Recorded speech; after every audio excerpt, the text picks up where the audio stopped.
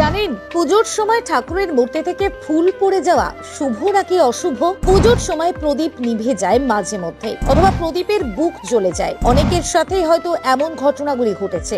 জানেন শাস্ত্র কি বলছে এ ব্যাপারে? কি বলে জ্যোতিষ শাস্ত্র? এগুলি কিসের ইঙ্গিত? এর ফলে কি প্রভাব দেখা যায় জীবনে? জানুন কি বলছেন শাস্ত্র বিশেষজ্ঞরা। হিন্দু ধর্ম এবং শাস্ত্রে বিভিন্ন ঠাকুরের পুজোর ক্ষেত্রে ফুল প্রদানের রীতি প্রচলিত রয়েছে। শাস্ত্র মতে ভগবানের চরণে ফুল নিবেদন করলে সমস্ত পাপ থেকে মুক্তি ঘটে এবং শুভ ফল লাভ হয়। পাশাপাশি শাস্ত্রে এও বলা হয়েছে ভগবানকে সাজানোর সময় সর্বদা মাথায় ফুল দিয়ে সাজাতে হবে। পুজো করার সময় ভগবানের চরণে ফুল অর্পণ করে নিজের মনস্কামনা জানাতে হবে। কিন্তু অনেক সময় পুজো চলাকালীন ভগবানকে নিবেদন করা ফুল বা সাজানো ফুল পুড়ে যায় কিংবা প্রদীপও নিভে যায়। মনে করা হয় যে পুজো করার সময় এই ধরনের কোনো ঘটনা ঘটলে তার থেকে বোঝা যায় ভগবান ব্যক্তির ওপরে খুশি নাকি রাগান্বিত। আসুন জেনে নেওয়া যাক পুজো চলাকালীন কোন কোন ঘটনা বিশেষ ইঙ্গিত হিসাবে মনে করেন শাস্ত্রজ্ঞরা। 1. অতিথিদের আগমন। শাস্ত্র অনুযায়ী পুজো চলাকালীন বাড়িতে অতিথিদের আগমন ভগবানের বিশেষ আশীর্বাদ বলে মনে করা হয়। সেই সঙ্গে অতিথিরা যদি তার সঙ্গে একটা উপহার নিয়ে আসেন তবে বুঝতে হবে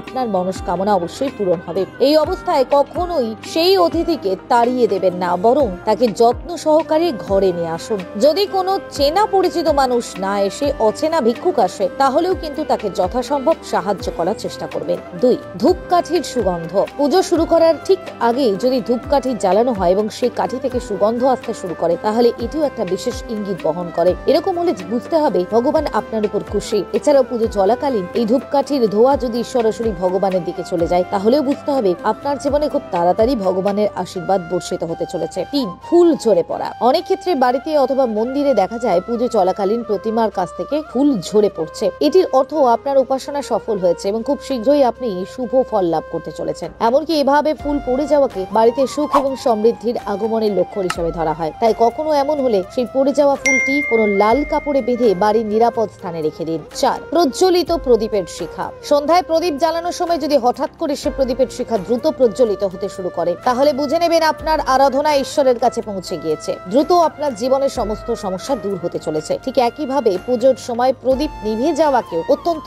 অপ্রীতিকর বলে বিবেচনা করা হয়। 5. প্রসাদ বা সিঁদুর মাটিতে পড়ে যাওয়া। শাস্ত্র বিশেষজ্ঞরা বলছেন পুজোর থালা থেকে যদি প্রসাদ বা সিঁদুর মাটিতে পড়ে যায় তবে জ্যোতিষ শাস্ত্র অনুযায়ী তা অশুভ বলেই গণ্য করা হয়। বিশ্বাস করা হয় সিঁদুরের পাত্র পড়ে যাওয়ার অর্থ তা পরিবার বা স্বামীকে সমস্যায় ফেলা। তাই মনে রাখবেন সিঁদুর পড়লে কখনোই সিঁদুরের ওপর ঝাড়ু দেবেন না, বরং তা কাপড় দিয়ে তুলে কোনো জলাশয়ে ভাসিয়ে দিন। এরপর ভগবানের কাছে সকলের মঙ্গলের জন্য প্রার্থনা করে ক্ষমা চেয়ে নিন। দেখবেন সমস্ত বিপদ কেটে গিয়েছে।